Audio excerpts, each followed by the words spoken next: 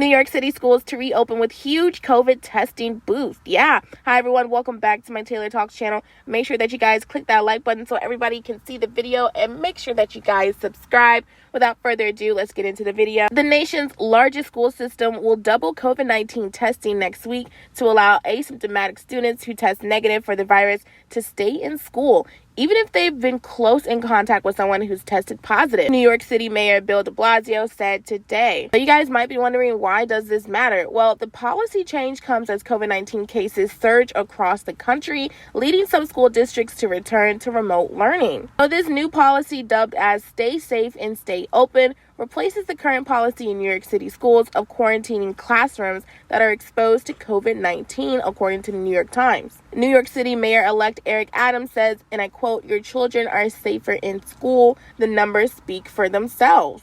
Under the policy, which goes into effect when students return from winter break on January 3rd, every student in the classroom will receive an at-home rapid test if another student in that class tests positive. Also, if a student is asymptomatic and tests negative, they will be able to return to the classroom after their first negative test. Students will also receive a second at-home test 7 days after their initial exposure. So the new testing policy will also include both vaccinated and unvaccinated students. Now, some New York schools will still close if there is an evidence of a widespread outbreak, but the big picture is today's announcement comes less than 2 weeks after President Biden unveiled a test-to-stay strategy that aims to keep students in school. Under Biden's new strategy, students who are identified as close contacts of a COVID-19 positive individual should remain in school if they test negative at least twice during the week after exposure. Now, school districts across the country are grappling with how to keep schools open amid rising cases, while some schools have shuttered their doors.